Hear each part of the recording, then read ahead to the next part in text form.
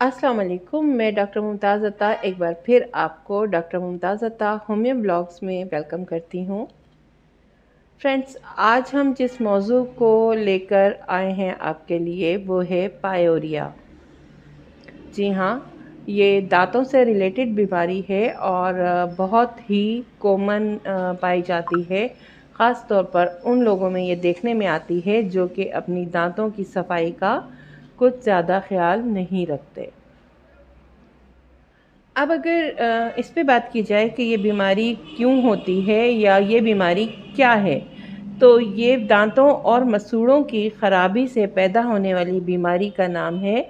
और जब मसूड़ों के टिश्यूज़ ख़राब हो जाते हैं और उनकी कंडीशन बहुत ज़्यादा बिगड़ जाती है, इतनी कि उसमें पस पड़ जाती है और दांत गिर जाते हैं या गिरने लग जाते हैं, तो इस अमल को हम पायोरिया कहते हैं। बात की जाए इटियोलॉजी की, यानी कि वो रीज़न्स जिनकी वजह से पायोरिया हो सकता है, तो सबसे मेन रीज़न तो वही है कि दांतों का रेगुलरली साफ़ ना करना। अगर दांत रेगुलरली ब्रश ना किए जाएं और दांतों की सफाई का ख्याल ना रखा जाए तो पायोरिया में मुब्तला होने के 100% चांसेस होते हैं। इसके अलावा अगर आपने किसी ऐसे शख्स के झूठे बर्तन में खाना खा लिया हो, पानी पी लिया हो या चाय या कॉफ़ी या कोई भी मशरूबात इस्तेमाल कर लिया हो ग्लास में, जो कि उस मरीज़ के ज़ेरे इस्तेमाल रहा हो जिसको पायरिया हो, तो भी काफ़ी ज़्यादा चांसेस होते हैं दूसरे शख्स के पायोरिया में मुब्तला हो जाने के। इसके अलावा थर्ड चांस ये होता है कि अगर आप किसी ऐसे लोगों के दरमियान रह रहे हैं कि जो कि पायोरिया में मुब्तला हैं और उनके ज़ेर इस्तेमाल चीज़ों का मुतवातर आप इस्तेमाल कर रहे हैं, तो वो जो जर्म्स उनके दांतों से रिलीज़ हो रहे हैं वो किसी न किसी तौर से आपकी बॉडी तक पहुंच जाएंगे और आप पायोरिया में मुब्तला हो सकते हैं। अब हम बात कर लेते हैं पायोरिया के साइन और सिम्टम्स की। तो बीमारी के इब्तिदा में जो होता है वो दांतों और मसूड़ों से ब्लड आने लग जाता है और मरीज़ कोई भी सख्त चीज़ नहीं खा पाता है। उसके दांतों में इतना शिद्दत का दर्द होता है कि वो कोई भी सख्त चीज़ चबा नहीं पाता है। सेकेंडली, मरीज़ के मुंह से बहुत ही नागवार बदबू आने लग जाती है और वो इतनी इरिटेबल होती है कि उसके आसपास बैठे हुए लोग भी उससे महसूस कर पाते हैं। इसके अलावा जो मसूड़ों और दांतों के मिलने की जगह होती है, यानी दांतों की जड़ों के पास और मसूड़ों के स्टार्ट में जो जगह होती है वहाँ से पीप का इखराज शुरू हो जाता है और बाज़ औक़ात ये पीप के साथ साथ ब्लड का इखराज भी स्टार्ट हो जाता है और ये ब्लड और पीप खुराक के ज़रिए हमारे यानी मरीज़ के मैदे तक जा पहुंचती है, जो कि मैदे के इन्फेक्शन का बायस बनती है और जिस्म में मज़ीद बीमारियों को जन्म देती है।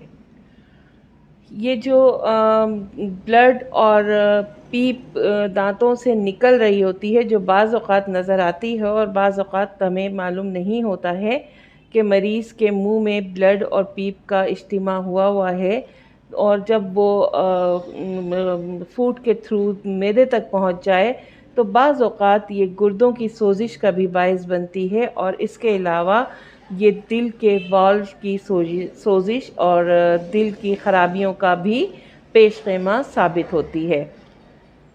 इसके अलावा मसूड़ों और दांतों के मिलने के जो मुकाम है जबड़े में, उस जगह पर अमूमन हमें पायोरिया के मरीज़ों में एक लेयर देखने को मिलती है। मोटी सी पीले रंग की एक लेयर होती है जिसे हम प्लेक का नाम देते हैं।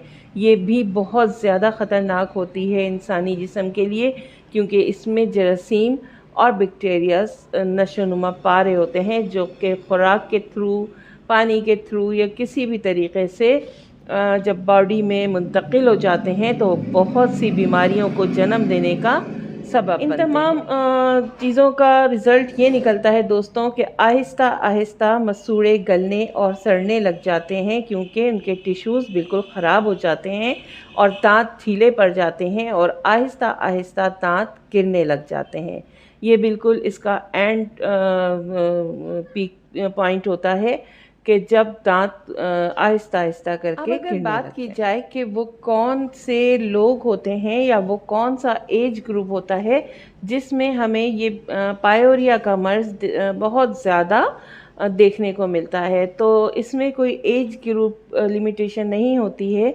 प्यूबर्टी के बाद क्योंकि तमाम दांत निकल के आ चुके होते हैं और अगर उनका ख़ास ख्याल नहीं रखा जाता है तो बाज़ औक़ात ये बच्चों में, बाज़ औक़ात मिडिल एज के लोगों में और बाज़ औक़ात ये बड़ी उम्र के लोगों में भी मर्ज़ देखने में आया है।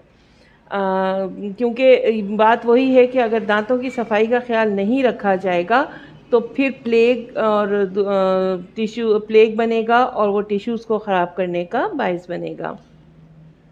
हाँ, एक अहम बात ये कि डायबिटीज़ जो है वो भी एक रीज़न होता है। अगर डायबिटिक पेशेंट है और वो अपनी दांतों के सफाई का ख्याल नहीं रख पा रहा है किसी भी तरीके से, तो भी एक रीज़न हो सकती है उसके दांतों में पायोरिया हो जाने की। अब आ जाते हैं हम होम्योपैथिक रेमेडीज़ की तरफ कि वो कौन सी होम्योपैथिक दवाएं हैं जो कि हमें पायोरिया से महफूज रख सकती हैं, या अगर खुदा ना खास्ता कोई मरीज़ उसमें मुब्तला हो चुका है तो हम कौन सी दवाएं उनको सजेस्ट कर सकते हैं। सबसे पहले जो मैं दवा आपको बताने जा रही हूँ वो है कैंडोला क्यू। बेस्ट होम्योपैथिक रेमेडी है और ये होम्योपैथिक में जरासीम कुश दवा के तौर पर मानी जाती है। इसके कुछ कतरे नॉर्मल पानी में मिलाकर अगर मरीज़ को उसकी कुलियाँ कराई जाएं तो बहुत हद तक ये मुंह में जरासीम के मज़ीद पैदा होने को रोक देती है और दर्द में भी अफाका होता है इसके इस्तेमाल से।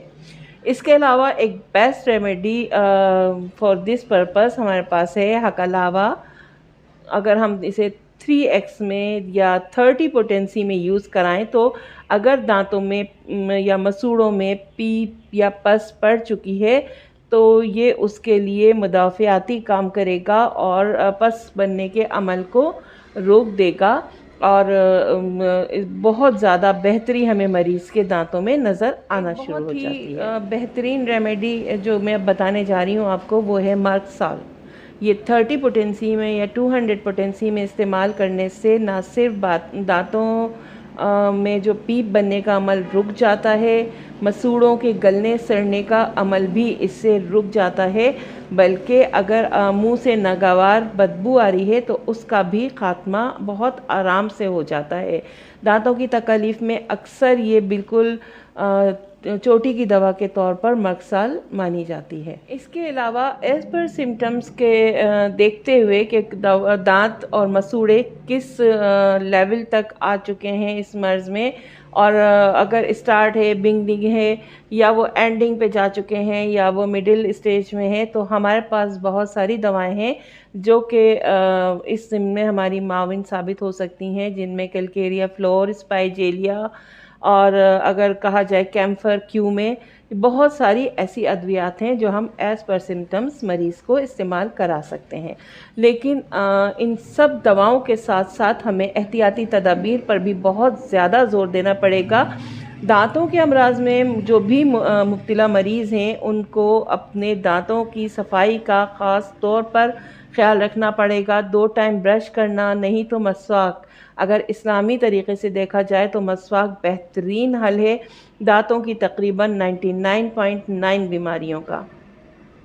कोशिश करें अपने दांतों को बहुत ज़्यादा साफ़ रखें। स्वीट्स खाने से, चॉकलेट्स खाने से या ऐसी कोई मीठी चीज़ें खाने से जिनकी लेयर दांतों पे जम जाती है इज्तिनाब करें। खाने से पहले ज़रूर कुल्ली कर लिया करें और खाने के बाद भी अच्छे से ब्रश कर लें, नहीं तो कम से कम मसवाक या कुल्ली ज़रूर कर लिया करें।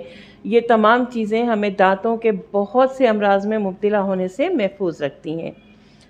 तो दोस्तों ये थी मेरी आज की व्लॉग। उम्मीद है कि आपके लिए इन्फॉर्मेटिव रही होगी। इंशाल्लाह नेक्स्ट व्लॉग में नए मौजू के साथ दोबारा आपके पास आएंगे, लेकिन इससे पहले काइंडली मेरा चैनल ज़रूर सब्सक्राइब कर लीजिए, व्लॉग को लाइक कीजिए और अपने फैमिली एंड फ्रेंड्स में ज़रूर शेयर कर दें। मिलते हैं अगली व्लॉग में, तब तक के लिए अल्लाह हाफिज़।